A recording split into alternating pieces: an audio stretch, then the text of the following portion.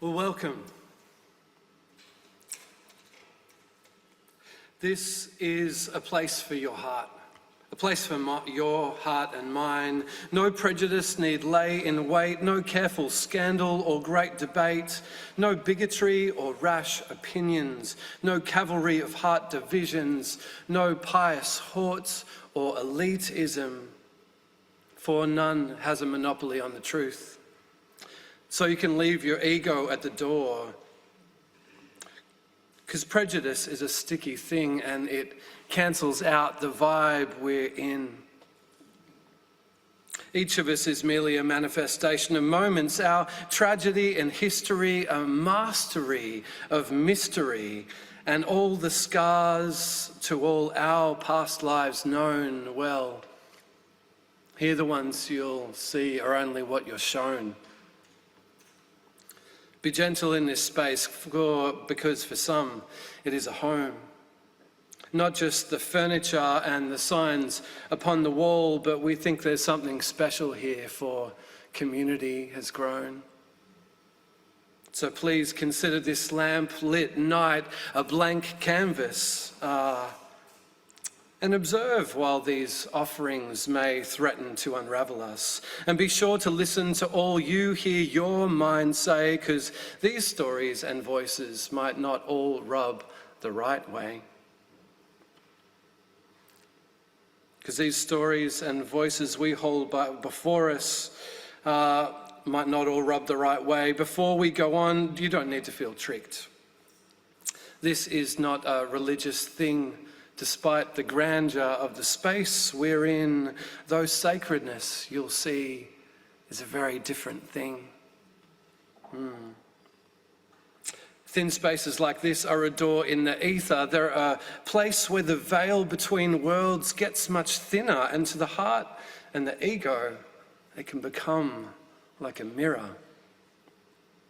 So I urge you to note the soft places this touches, the tumult of feelings that can contradict us, because many opinions are loose in these places. And tonight we won't censor or judge them.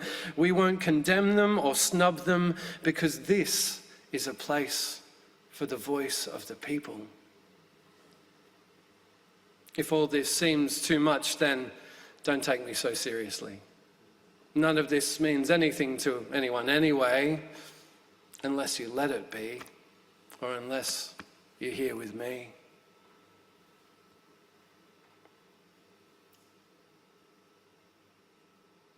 Now I've just lost my place.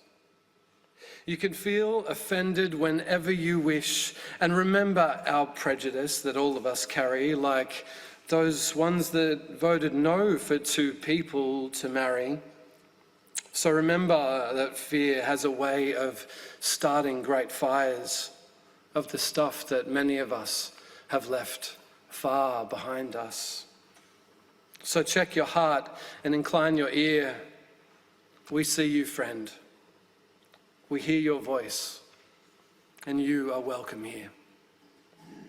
This is the welcome poem for Simba Sessions. This is a little night, a candle-lit night, in Kyneton that happens once a month, second Friday of every month, and this is what it looks like. Each month we have 40 to 80 people come through the door, and as the welcome poem sort of infers, it's not a religious thing. It's more of a seeker space. It's a place where anyone can come from anywhere and hopefully feel welcome.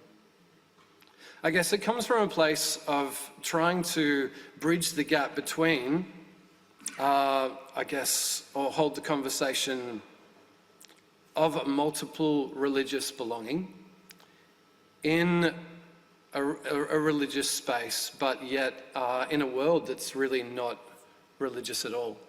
I mean, what even does that word mean? Anyone that's done a study on the word religion knows that no one really knows what it means. Everyone's got a lot of ideas, but if we're calling Buddhism a religion, they've got something to say about that.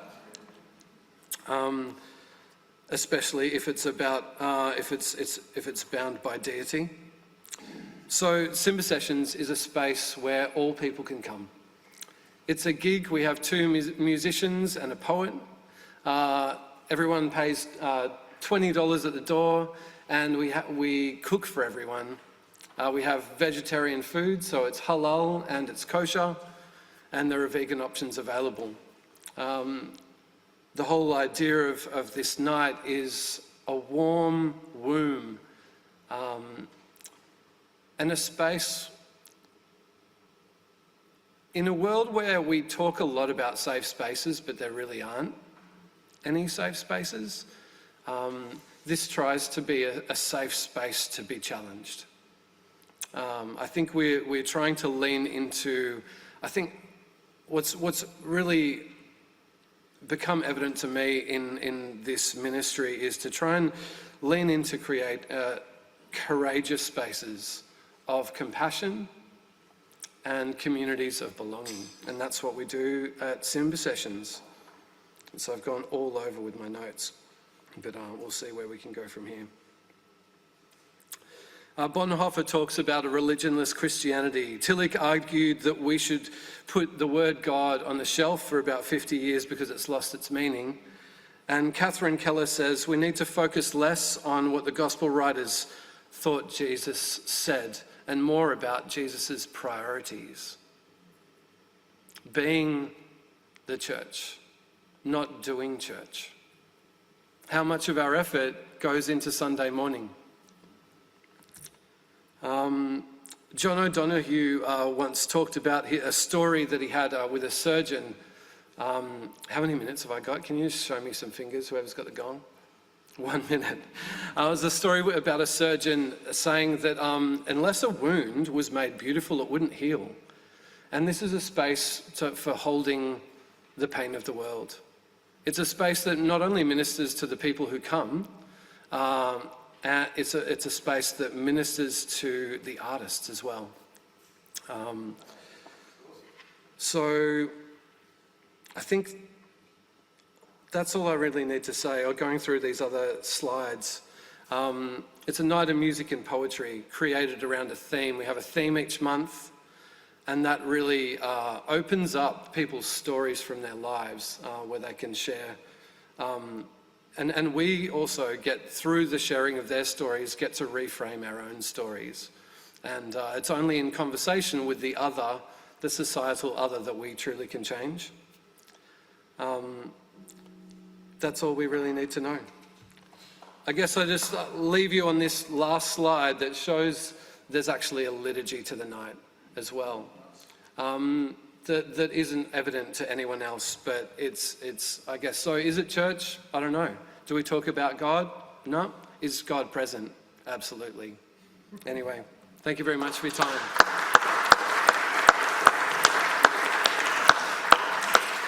Fantastic.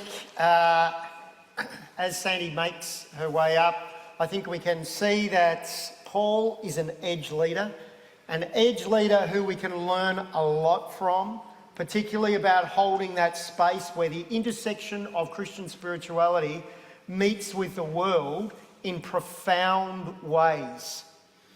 And what we need to do is make sure that we actually hold space for such edge leaders within our church.